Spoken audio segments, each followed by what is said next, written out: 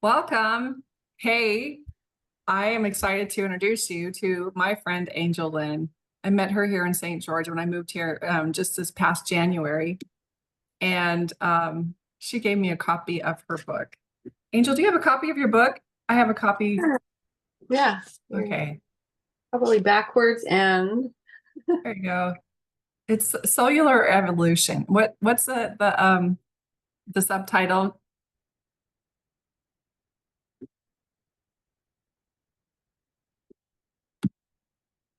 okay. Here we go. A Mormon Woman's Transcendent Journey to Love. And I Yes. thought, okay, how many stories have I heard from clients over and over about their experience? In fact, one of our first sessions we do is I have them tell me of their story and their experience. If I'm in a group of people where somebody has never explained their experience, they lose track of time because they're expressing something's really traumatic for them. So I've heard so many stories of people who and how what prompted them to leave their church experience. But when I read Angel's book, something happened in me. It's like this woman knows how to get connected to that sacred space and to hear that voice and to really trust in it and lean into it. And it inspired me to get more clear and more involved in how I can be more accurate in hearing it and wanting to move forward in the things that I was hearing and the instructions that I was getting. And her story is so miraculous in that it actually is the voice that led her out of the church. And for many of us, we do experience that. And so I wanted to get her on here and share her story.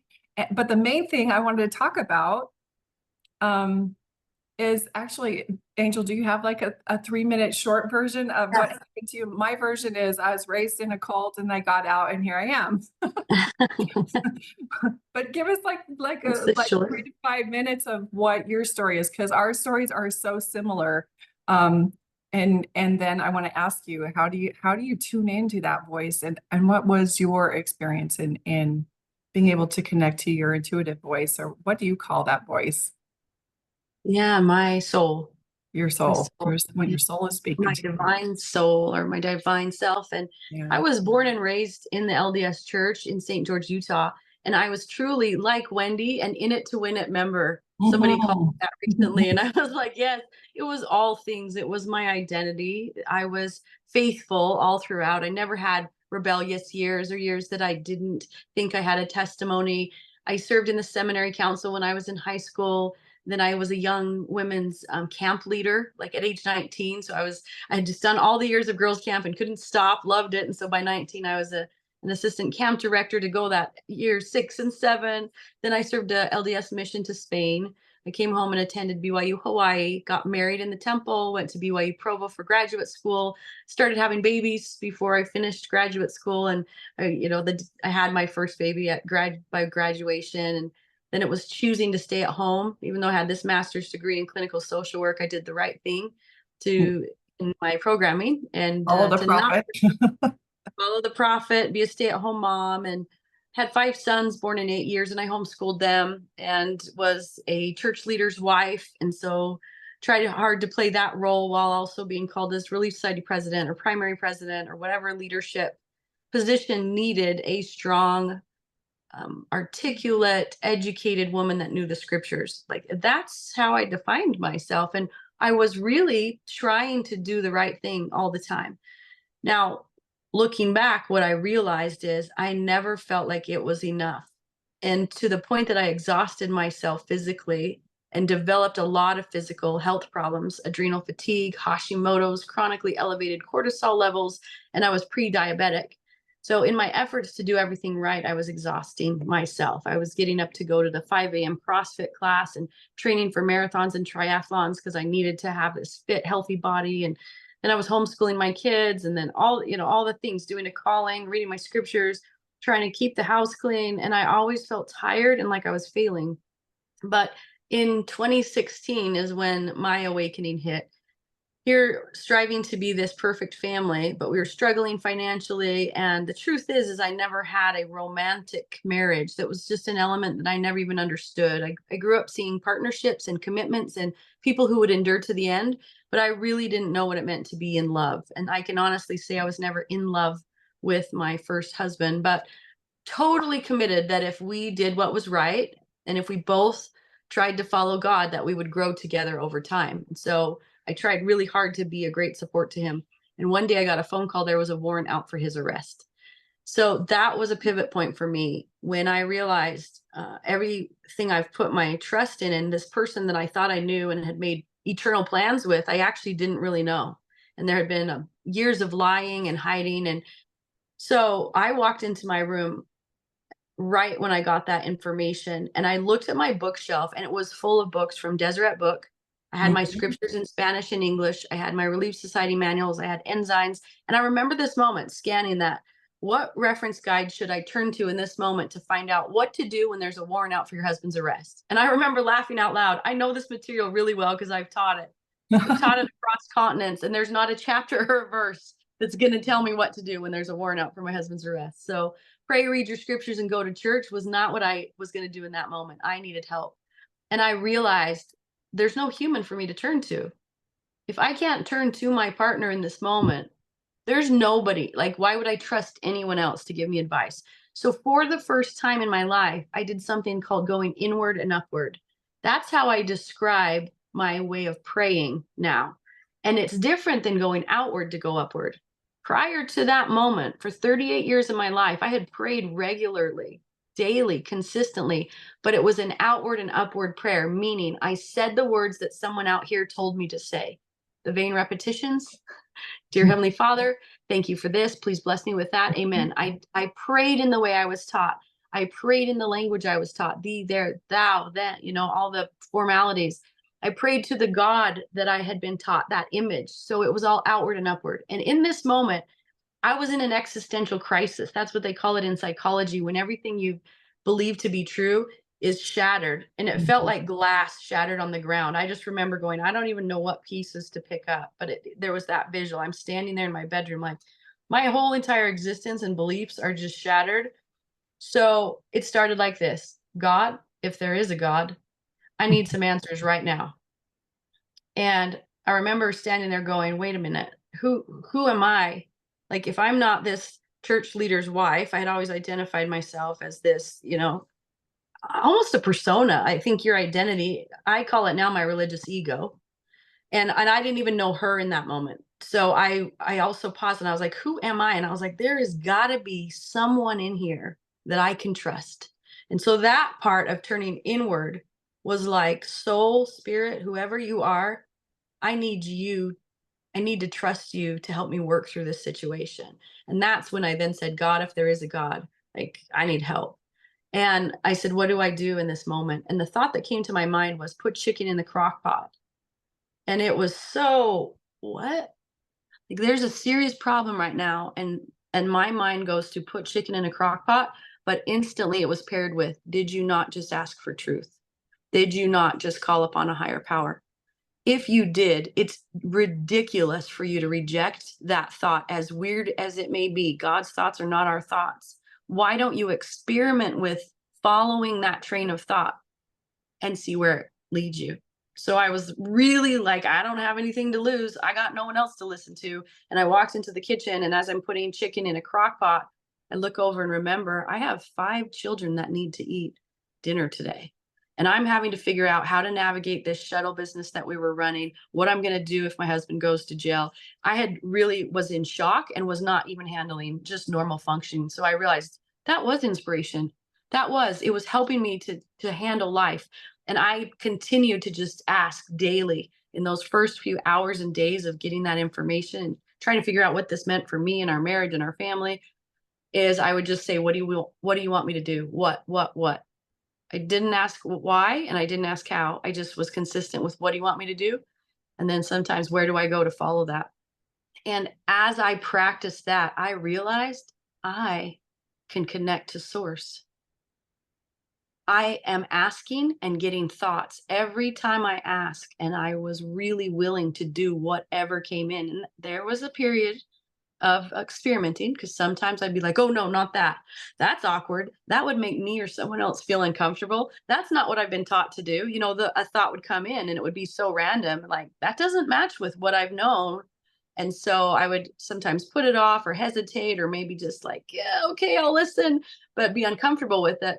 And then I got more and more diligent at it. And instead of having to source this courage to listen to those odd thoughts, it became a commitment because I got to know my soul and I discovered I had been conditioned to ignore her and to mistrust that inner voice, to allow external voices of authority to have authority over me. And I remember the moments of like, how did I ever believe that another human being was somehow inherently more connected to our creator than I am? How did I ever buy into that? That another human would know what was right for me. And I had listened to my husband at times, and I had listened to leaders, and I had listened to other people, even when my gut instinct was telling me, no, you don't want to do this, or this isn't right for you. And I would Yeah. shove it down and think, no, I want to be righteous. I want to be good. I want to do the right thing. So I'm going to listen to someone outside of me. And as I quit doing that and really began to act on what was coming inside of me or through me, I began to trust myself and then recognize that trust hadn't been there for 38 years. Trusting yourself is the way to get into the presence of truth. I'll call it truth, divine source, God. I use a lot of different words now because that thing has never been offended by the word choice. So I just want to share that too with others Yeah. that it doesn't matter. In my experience, it hasn't been offended at what I call it. It always answers me. And so I use different words because I'm not hung up on there has to be a right word with a Yeah. right image that I'm picturing. I just ask and then listen Listen. and ask. So before we go on, because I know you have some really good things that I want to talk about, but for me, the most insidious thing that can have happen to us is to have that voice distorted or to have it almost like hijacked in a way. And I think my church experience, it's one thing to tell me I have that voice. It's another thing to tell me that it was given to me at 8 when I was baptized and it was confirmed upon me. And then I was told it would never lead me astray if I followed it. But there were all these other contingencies where I also, if you drank alcohol or you're wearing 2 earrings or you're not wearing appropriate clothes or you're watching a bad movie or that this voice was so fragile that I I if I'm not getting answers, it's because I'm not worthy, that there's something wrong with me. And when I started to realize in my own experiences that it's not a matter of being worthy of it, it's a matter of fine tuning and understanding the weight and quality of that voice and being able to lean into it. And again, that trust that you were just talking about, that trust had been so severed, and I was caused to doubt myself, consistently doubt myself, especially when what I was hearing from that voice was somewhere outside the periphery of the doctrine. And so that's what it caused so much distortion for me. And feeling like because it wasn't clear, it must have something to do with my worthiness. And I would be so hyper vigilant and say, maybe if I read my scriptures a little bit more, maybe if, I didn't wear that one outfit that was a little short in the knees. And maybe if I had done my visiting teaching, that's what it was called back then. And maybe if I Mhm. just, I was just so hyper vigilantly trying to figure out ways to get super connected to that voice, not realizing that it had pretty much been hijacked from the day I was born. I was taught, yes, you have the voice, but we're the ones. Actually, it's almost like I transferred that voice to the voice of the church and Yes. and the voice of the brethren. And I Yes. never, like you said, I never had that internal confirmation and knew how to do the directionality to go inward and upward, like you're talking. And so, talk to us a little bit more about that trust. How do I you love get that. trusting into it?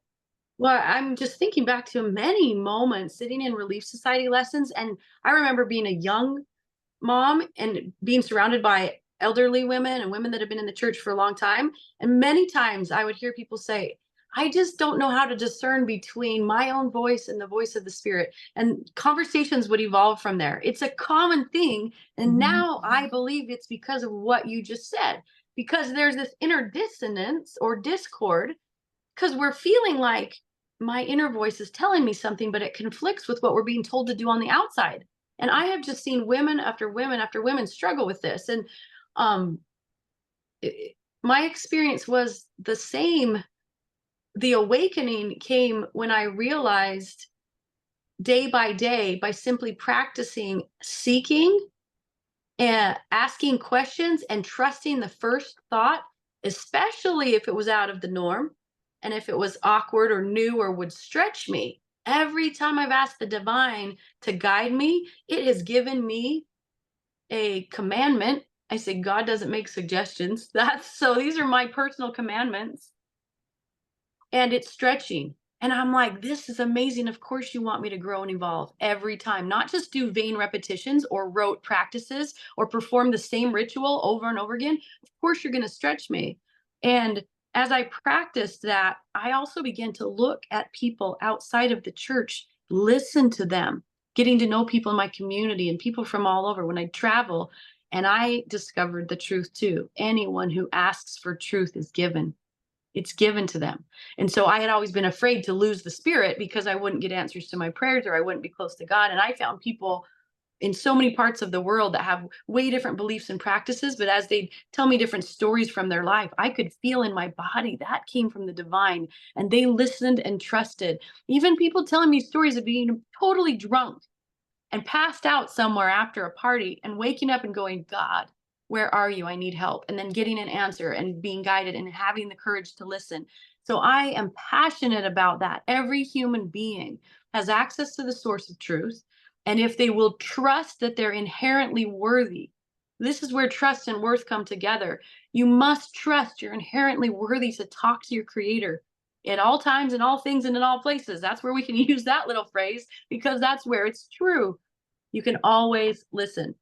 So as I began to practice, so many times the answer that was coming would make me nervous, like I said, but your physical body is a barometer for truth. So one of the best things that I have discovered is how to recognize the acute changes in my body as I'm conversing with the divine. And when the body tenses or tightens anywhere, it is experiencing fear, the frequency of fear, the emotion of fear. And you think about it, you can just ask yourself, where do I feel fear or anxiety, nervousness, stress? Just on a daily basis, where do I notice that in my body? Every time I ask this question to individuals or groups, they'll tell me of either a tightening in their stomach or their neck or shoulders, chest. It doesn't matter where it is. It's just become aware that fear makes you go like this. Well, the spirit of truth does not speak by fear. And so when I ask a question and my body goes like this, I will look for what am I telling myself that is blocking my ability to receive this answer. And it's a fear based thought like, I can't do that. That's not the right thing. That'll be uncomfortable. So I notice, oh, I'm in fear. So what if I relax? I'll just take a cleansing breath and relax and then try the thought on again. Okay, you want me to go put chicken in a crock pot? If I were to listen to that, how would that feel in my body? If I were actually to release fear, it was like, that sounds like a good idea, you know? And I'm going to share a couple more experiences where I challenged that first response and then looked at it differently, just with faith, truly with faith and courage. If I were to listen to this, then what would I feel? What would I experience? And my body will relax and expand and a lightness will come. And so my body is helping me to identify truth. This is truth coming in. And one of these days was a Sunday morning. I was headed to church, but I was practicing asking God every day, what do you want me to do? Because my human brain said it's Sunday, you go to church. You never skip church. You're always there for all your hours. Like, so that's what you do. And I was following that programming. This was the first time in my life I ever asked the divine on Sunday, where do you want me? And I'm in my dress driving to church, almost to the chapel. And the thought said, go to the grocery store. Now, anyone who has been raised in this religion will realize that is called breaking the Sabbath. Right. That would be breaking a commandment. And so my body's like, don't go to the Sabbath and don't go to the store on the Sabbath. And I asked myself, what are you telling yourself? And I looked in that that's a sin, that that's wrong, that that's not what you do on the Sabbath. And I say, is that coming from fear or love? And it was like, those thoughts are coming from fear. Then that's not God telling you that. Go back to the thought that just said, go to the store. And I was like, okay, what if I'm willing to try this on? And this feeling of just peace and trust, like just do it, go experiment and find out. So I drive right on past the church about 2 more blocks and I pull into the parking lot. And I'm even embarrassed getting out of my car. I'm looking at the street. Who's driving to church that's going to see me in my church clothes? And Yeah. knowing that, like I remember that, who's seeing me? And so I walk up to the door. I don't even have a grocery list. And the grocery store doors open and I'm asking again, what do I do now? And I look and the greeter that's standing there working for the store is a quote unquote inactive member that I had met several times and we had fun bantering and when she would show up at church and she wore sleeveless dresses that were immodest and she smelled like smoke, which was a sin. All these things. I had had those prior judgments of like this lady needs, to get a testimony and become active. And that had been my mindset. Here I stand now on a Sunday after being told go to the grocery store and the door opens and I see her and I just asked, what do I do now? And the next thought was give her a hug. And she was kind of a prickly type person, not real huggy, very sarcastic and sassy. And I said, good morning. I said her name and she goes, why aren't you in church? I laughed. Why aren't you? We tease each other. And then I just walked towards her and I put my arms out. She literally kind of leaned back and I was like, come on. And then she let me hug her. And as I'm there, I'm saying, what now? Moment by moment. I was not waiting to understand why the spirit wanted me to go to the store before I went to the store or why the spirit wanted me to hug her. I have learned to immediately act, and it changes everything. It is real faith. When you put asking a question, receiving the answer, trusting it, and acting with courage, that is faith. That is faith. Not, I'm going to wait till I'm comfortable and this makes sense. No. So there I am hugging her and I don't let go. I don't do the tap, tap hug. I really hugged her and she softened. And there was this moment of, this is why I told you to go to the store, because you don't need your fancy ass sitting in a pew singing hymns and praising me and telling everyone how much you love me and serve me. I need you to minister to people. I need you to tell people that they're loved and that they're valued. And I was just like, this makes so much sense.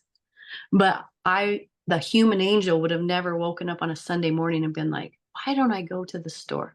Right. So many, this is one of thousands of moments I've had where the direction came in and it was like, but that would be breaking a commandment, but that would be doing the wrong thing. Just one other quick one that had huge impacts was another day I was driving to work and I was trying to get there for a staff meeting. I worked at a counseling clinic. And as I'm headed down the road, I say, what do you want me to do today? Okay. Human angel says, I got work. There's a certain time, there's a meeting, and that's human angel. Every one of our thoughts needs to be challenged. This is how I live now. Every one of our thoughts deserves to be checked in. Is this true? Is this really what you want me to do and where I'm needed? And so even as I'm headed to work, what would you have me do today? And it told me, go to this specific family's house. It gave me a name. And I was like, that lady was my mime aid teacher when I was 14.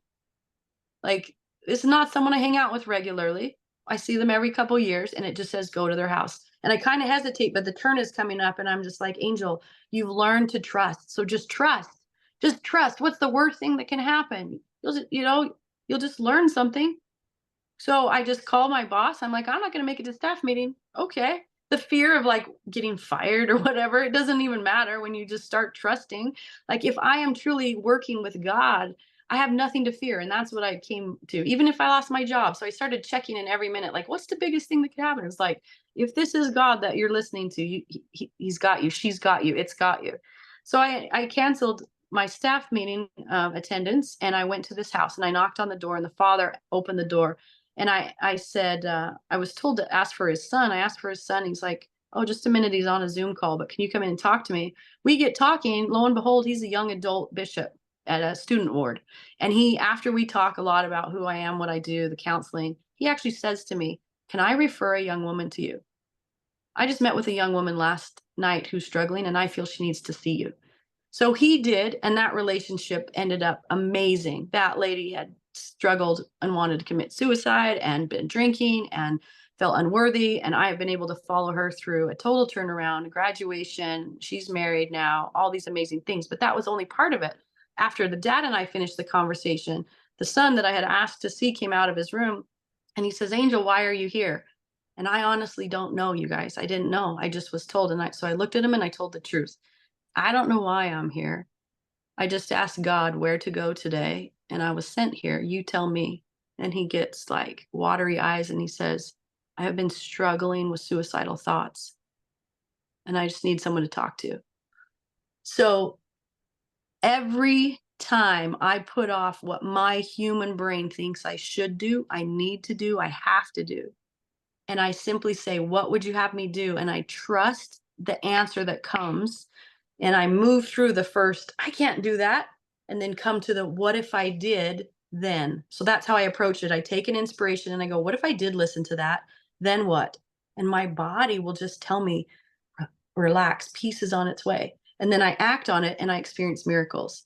So there are 4 vital steps that I want to make Yes. clear This is so where that every it's exciting. So if nothing else of this whole I hate the word interview. It reminds me yeah, of conversation, this this whole whole dialogue. conversation is these 4 steps because they're almost like reversed for us while we're in the church, and that's why it was so distorted. And so please take note as you're listening to this, these 4 steps. Yeah, so the first, I'm going to tell you, when I was in this new practice helped me to see how I was doing the opposite Mhm. prior. So as I'm constantly challenging my thoughts and saying, what is true and what would you have me do? And, those questions, I was like, oh, I've been following a false pattern my whole life. I would pray and ask. Step number one is ask the divine questions. Number 2 is I would reject the answers.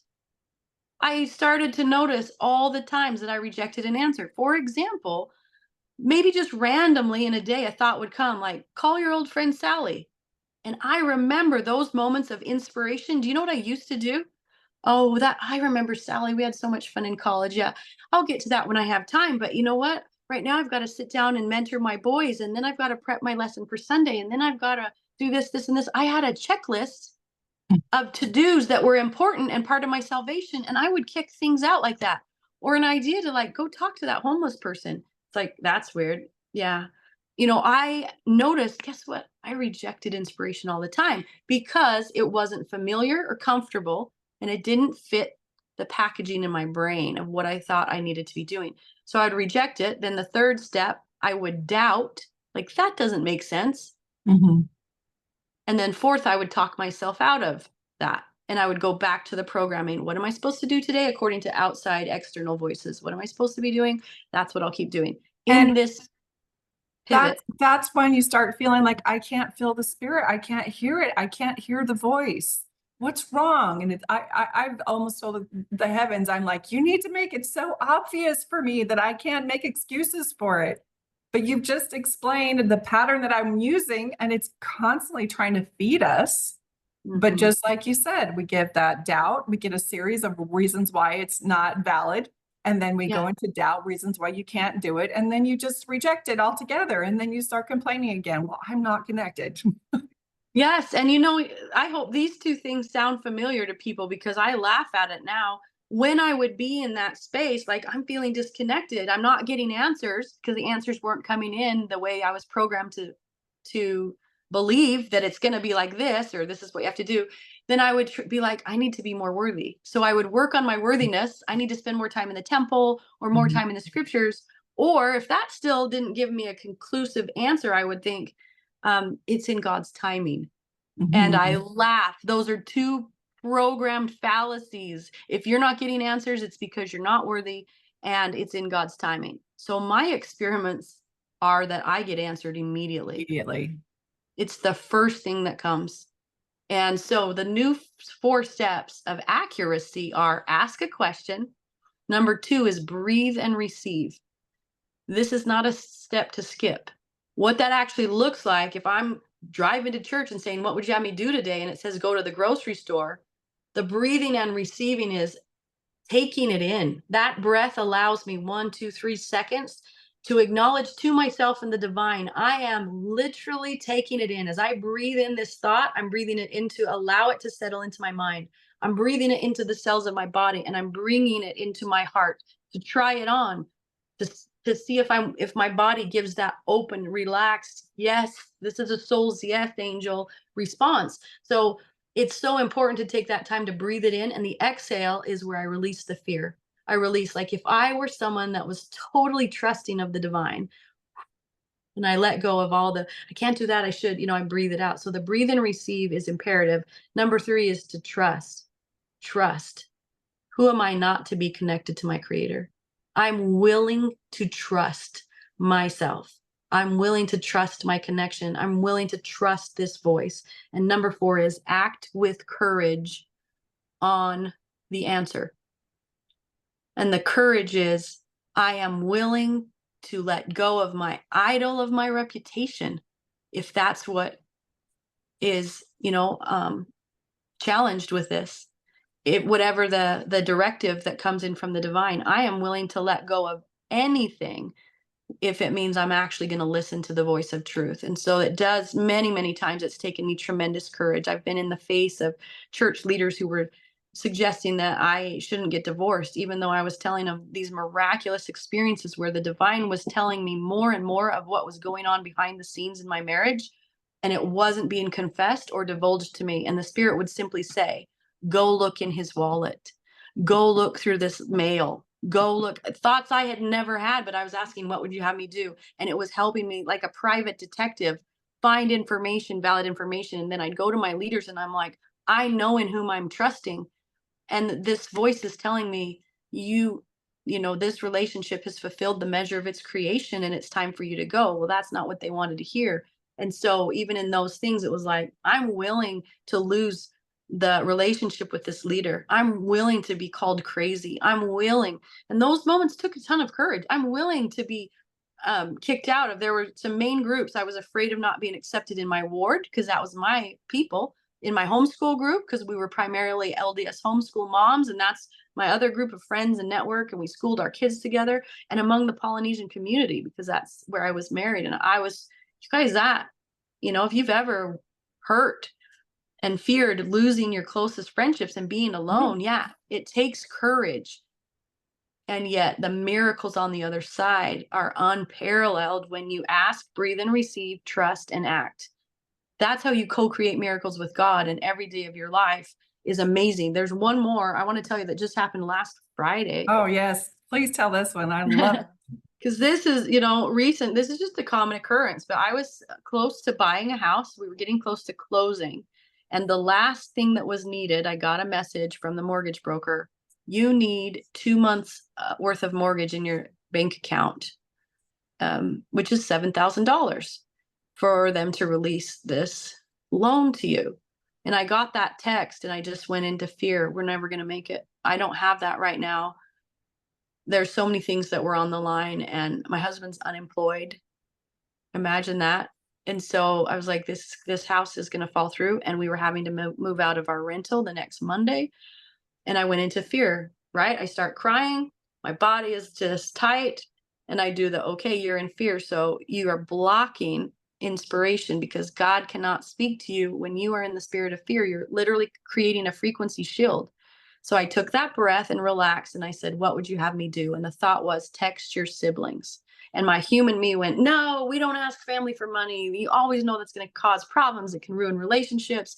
No, nobody in my family has a lot of money to just loan me.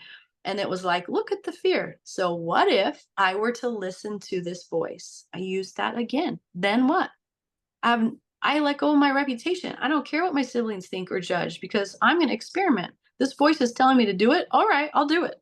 I send a text, and it's just, can somebody loan me this money? Because legally it can come in as a gift. It can sit in my bank account. And after we close, I can give it back to you. That's all that was needed.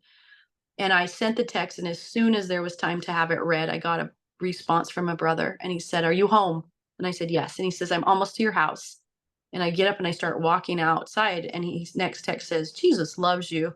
And as soon as I could walk outside, my brother's at the end of my driveway. walking towards me with an envelope that has $7,000 in it. And he said, I just sold a trailer on Facebook Marketplace that's been on there for a month and had no responses, not even a request. And this morning, somebody looked at it, messaged me, said, I want it and I'm coming with cash. He goes, I literally just closed the deal and was about a quarter mile from your house at a stoplight when that text came through asking me for the exact amount. And he's just like, I don't know how you do it. And I was like, you know You what? found the secret. Yeah, the I secret think is so simple. It's really 4 steps, and, yeah, so we did close on the house, and we just have moved in, and I'm so thrilled because it doesn't make sense on paper how we're gonna get this house. It doesn't make sense in my head. Where am I gonna come up with $7,000 today? And nothing about the divine makes sense, and yeah. that's how I know it comes from the divine. It's always stretchy, and also just that process of humbling myself to present myself to my siblings, even that was a growth moment where I could see, Angel, you've got some pride in this relationship.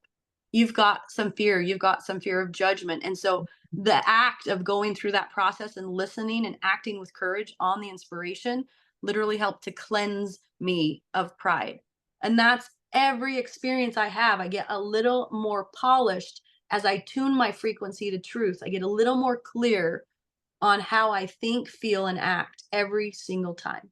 Well, and I think noticing the outcome too, when you follow it and then the results, and you follow it and the results, and every time they're so profound, you're like, okay, I've found that channel and I've made that connection. And it does start with like putting chicken in the crock pot, and it sounds ridiculous, Mhm. but um, that's how it all starts. That's how you test it. That's how you try it. That's how you refine it. That's how you build that strong connection. It has nothing to do with your worthiness, has nothing to do with your religion. To me, it's a human function. It's a biological function of our divine connection. And to me, it's meant to be sovereign, not to be meddled with some kind of religious dogma or some theological um, stipulations, if you will. Yes. And Yes. so when that gets distorted, it's usually for me, it's to control. So anything that causes you to distort that voice and to doubt yourself, I believe is there to control, whether it's in a relationship or in an institution or in any situation. And you explained when you hear it, it's really expansive. What can you describe some other qualities? I'll go some of the things that I feel is Mhm. I usually have like 3 reasons why I shouldn't do it. Yeah. That's what I know. The thing that I was told to do, what is that voice? Because there'll be Yeah. 3 excuses why you can't do it. So that's when I go back and I go, Mhm. okay, what is it that you just told me? I also realized that it does have an edge of fear to it or question or you almost when you sense that doubt, go back and listen again Yes. because it's usually that thing. Yeah. Um, That's a magical awareness is that when we've heard that there's opposition in all things, I really appreciate applying it in this context. If I am asking the divine a question, there is going to be an immediate backlash. And like you said, 3 times, 3 reasons why not to listen. So when you can look at it like it's a compass, I look at it like I'm trying to go in the direction of true north. This is how I liken it to a compass. Is I'm trying to listen to truth. That's going to be true north. And as soon as I hear a thought from the divine, I'm going to get this oppositional thought from the natural man, from the ego, from programming, whatever you want to call it, but it's going to be the exact opposite. And it's like south. It's trying to guide me south. It's trying to take me in the direction of fear. So I just noticed and I can toggle in my mind back and forth. Okay, if I listen to the fear, what's going to happen? And I always can see I'm going to shrink. I'm going to back off. I'm going to not do it. Like I could just see and feel and understand. mhm. This is not stretching me at all. It's actually asking me to play small. And if okay, then I go over here and toggle to this. What if I did listen? So when I try it on again, that what if I did listen, then I kind of walk myself through a if then scientific statement. And that's where the vision will expand because either I'll be shown more or told more or taught more. Like if you listen, here's what will happen. One example was being told to leave my marriage. I was like, no, no, that, the 3 things that come in. We were married for time and all eternity. I'm supposed to endure to the end.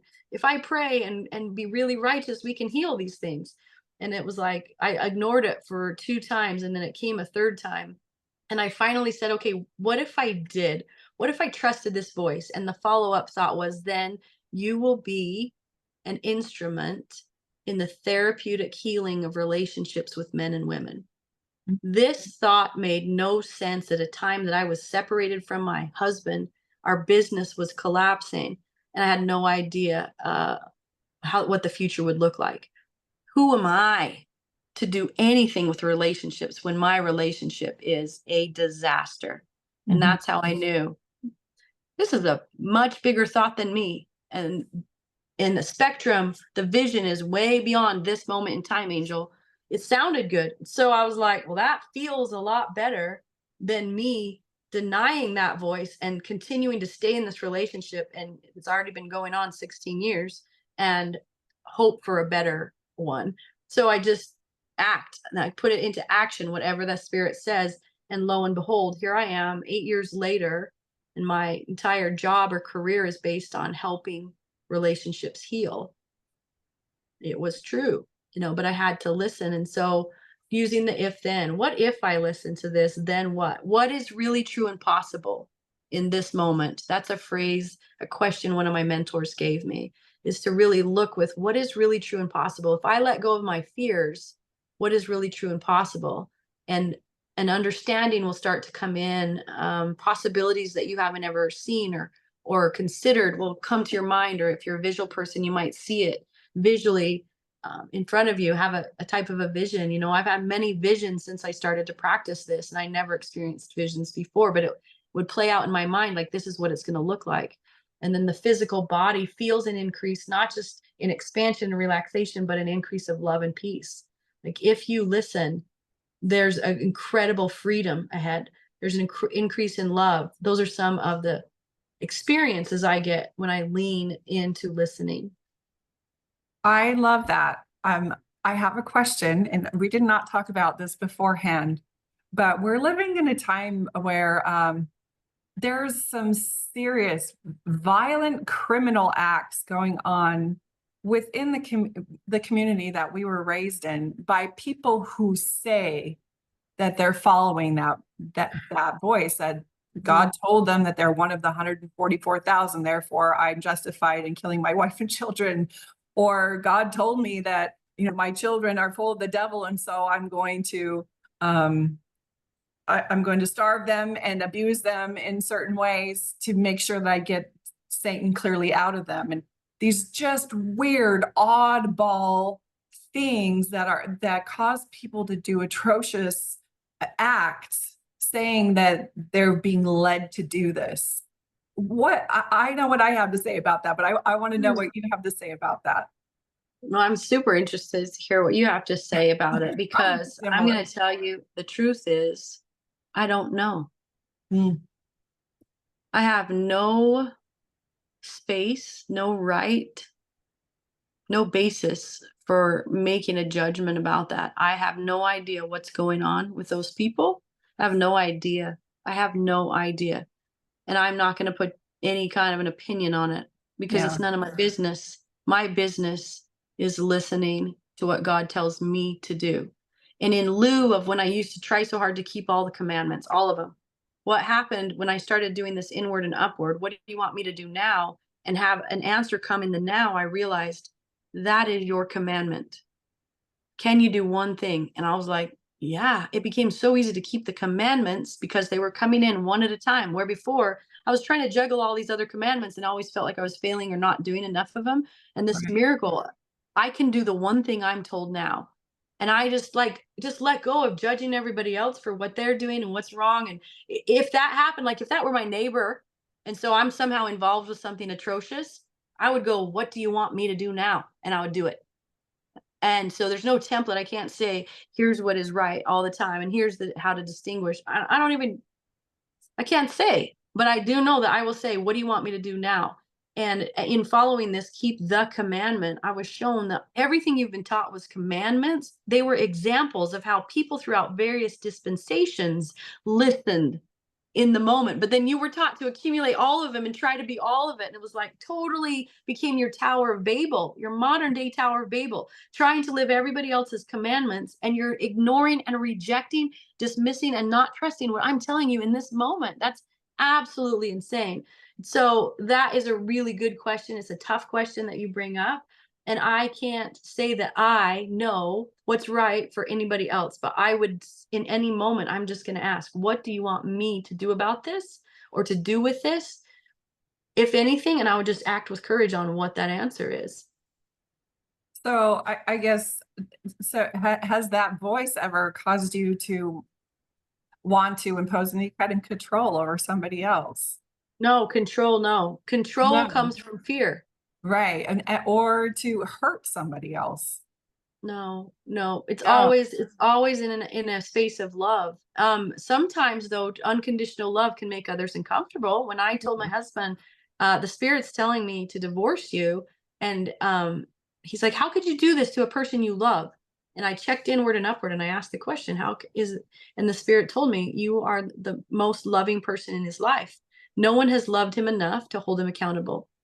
They've always been caught up in how it would make them look, or you know, trying to be the good Samaritan or whatever." And I was like, oh, love can make other people uncomfortable, but it truly is in the end the best thing. Like, in the after these moments of discomfort, it will promote the most growth and things, but not physically harming them and things like that. It's always the voice always leads to light, truth, love, joy, peace, and freedom. Those are 6 words that I've found are a pattern. I write a lot about them in my book. They're the chapters of my book, but it leads you to identify and separate light versus darkness, truth versus error, love versus fear, Yeah. chaos versus peace, and captivity versus freedom. And so that's where that oppositional voice is leading you in one direction. And when you listen to the voice of the divine, you will follow step by step. You'll have an increase in understanding and perceiving light, truth, love, joy, peace, freedom. And I just find it keeps you going on that expansive path. Yeah. That's what I love about all the, in fact, that word expansive, it feels expansive. To me, it feels inclusive. To me, it reveals beauty. It reveals something that brings connection.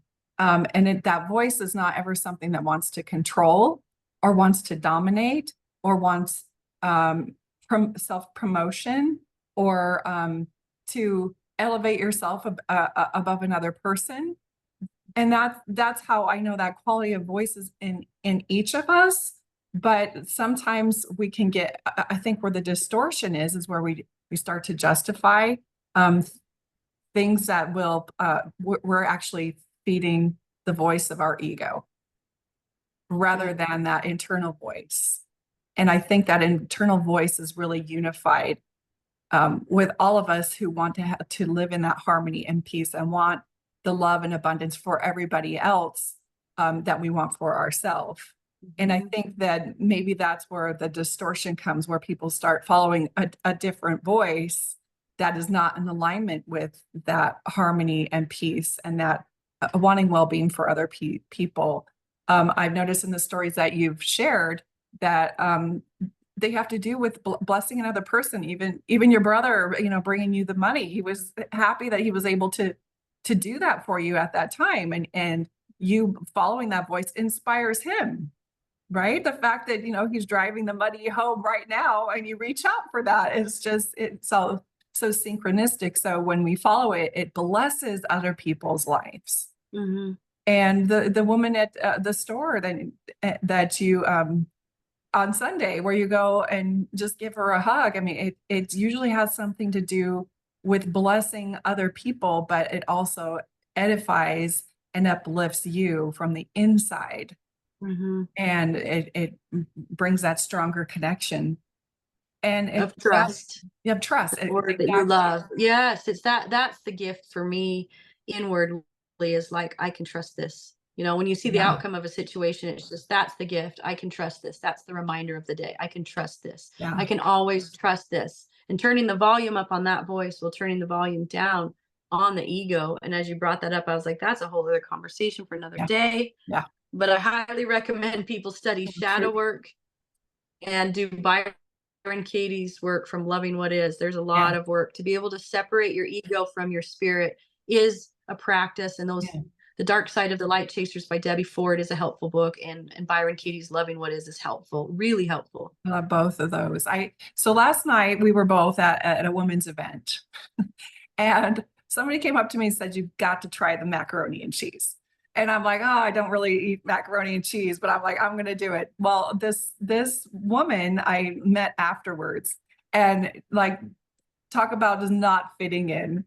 She's a beautiful Black woman, and she's got a strong Southern accent. And she is the one starting this. I don't know if she's starting a food truck first or she's starting a restaurant. And this macaroni, she's the one that brought the macaroni and cheese. And she's just talking. She certainly doesn't talk Mormon speak. And here she is in St. George, Utah. She's just like this like she's like doesn't fit into the Mormon stigma, and know that she doesn't have any connection to church experiences. And she's sitting there talking about how, you know what, when the Spirit speaks, you just do what it says. And she's talking about the exact same process that you're talking about. And I think it's such a valuable understanding for us to know that it's available to every one of us, that we speak to it in a different way. I call it my higher self. You call it, I've heard you call it the spirit.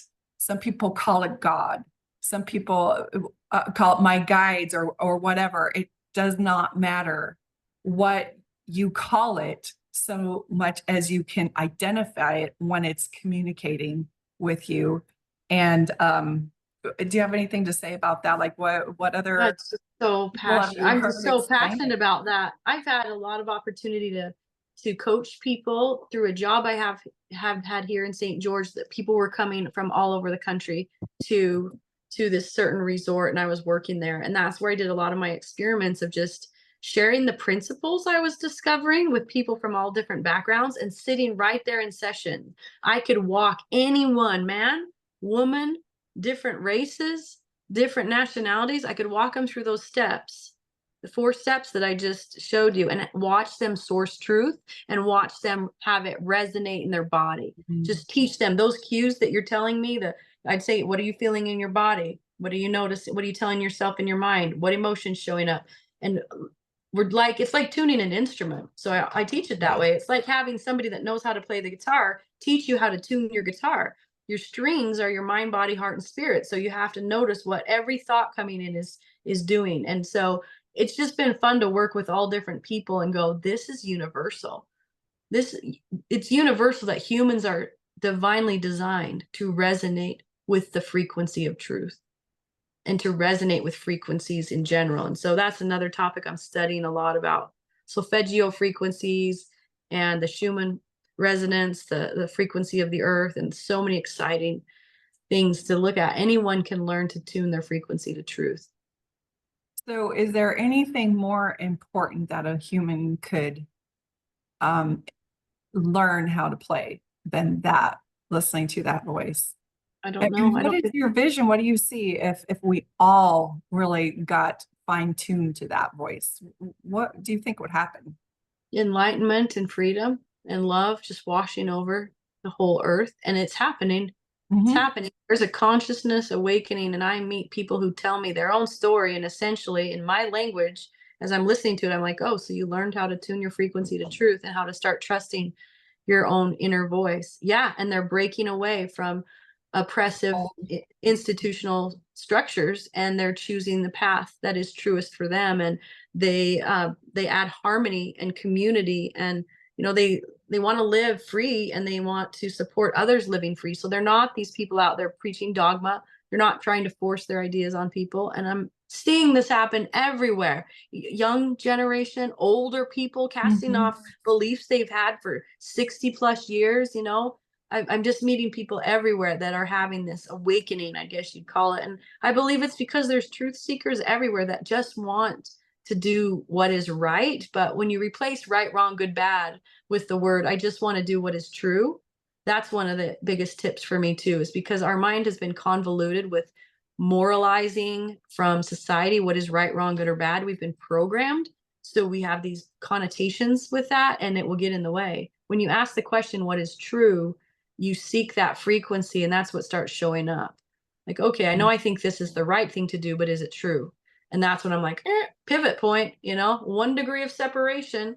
Nope, it's not true, even if so and so told you it was right. And so people all over the world are seeking truth. And it's my favorite thing. Like, you have nothing to fear. When you start being a truth seeker, you have nothing to fear. Fear just starts to be eradicated from your life.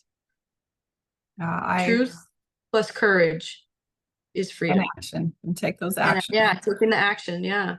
So one of the things that I deal with a lot of clients are like, I can't trust that voice. I mean, that voice is the one that was telling me to go to church. That voice was the one that was telling me, that I needed to get baptized and that I needed to be doing this, and that.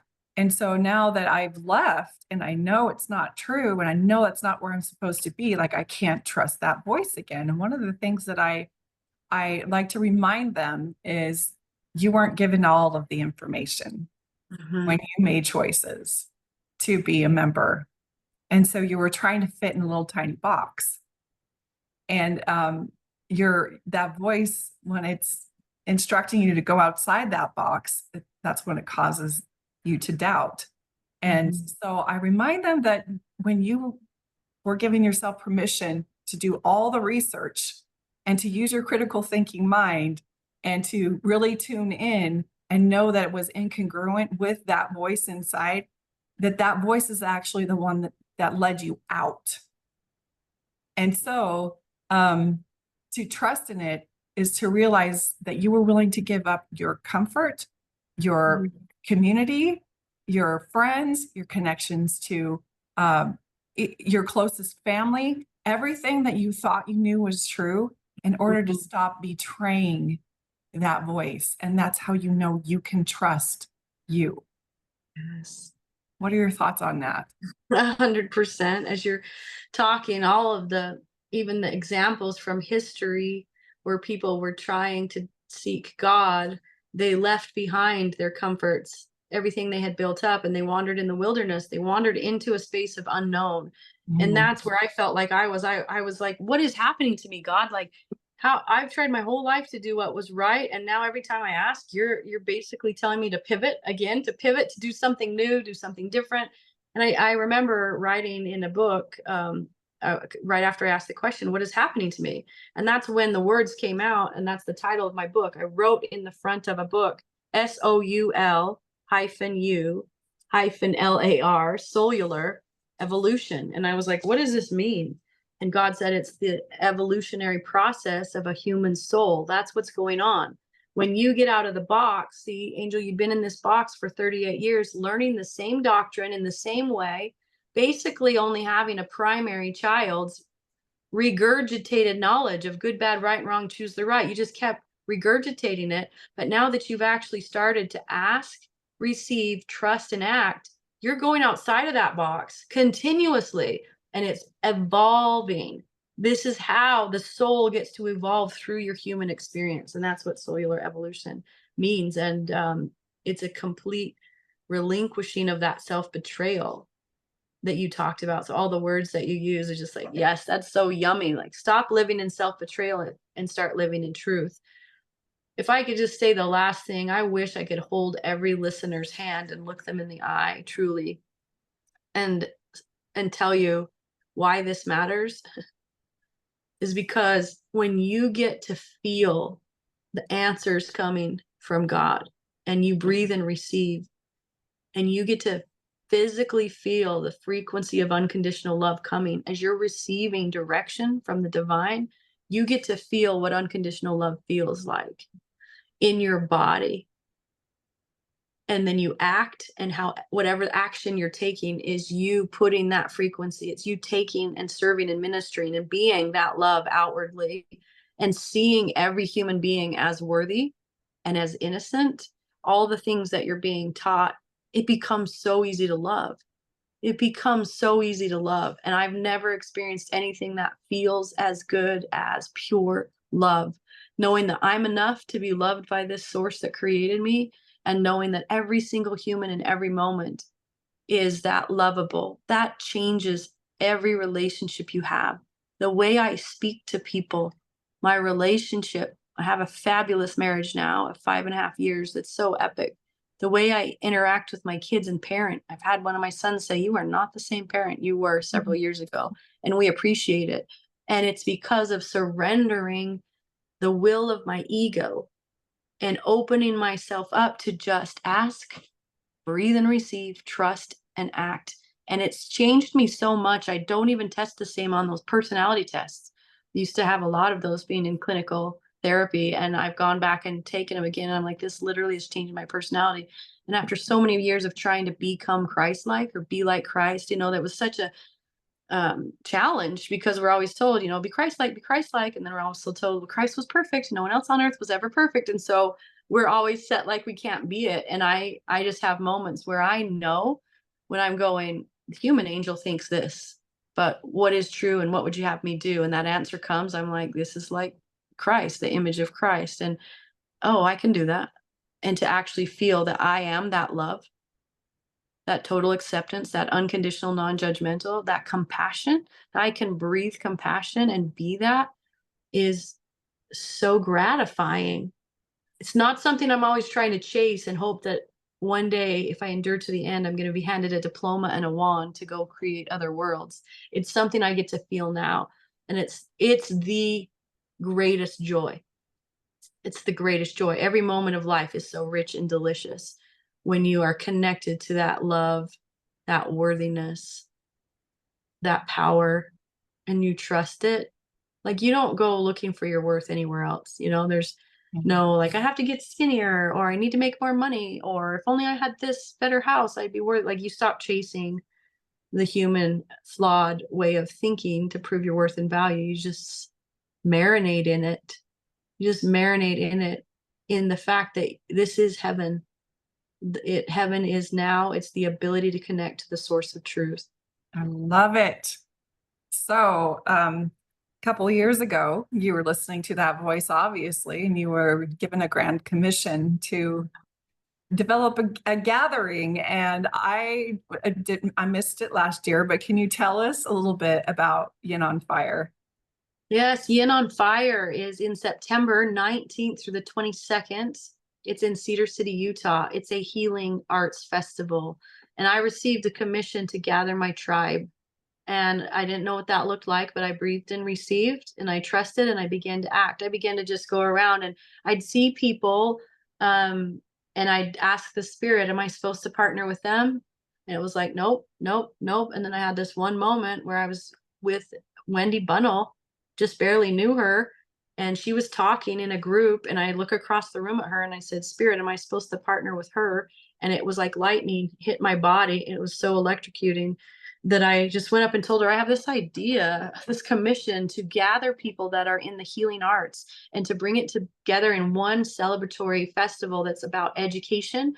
I want all of these amazing facilitators who have holistic functional medicine as their passion, all the way down the spectrum of healing to shamans and everything in between, ancient historical healing practices. I want to bring it into one place and be able to invite patrons to come and be exposed across 4 days and 3 nights to hundreds of modalities that they might not have ever heard of, or they've never been able to experience, and help them choose what is calling to them, what healing modality is have they been looking for, and they just couldn't find it because they kept going to traditional practices.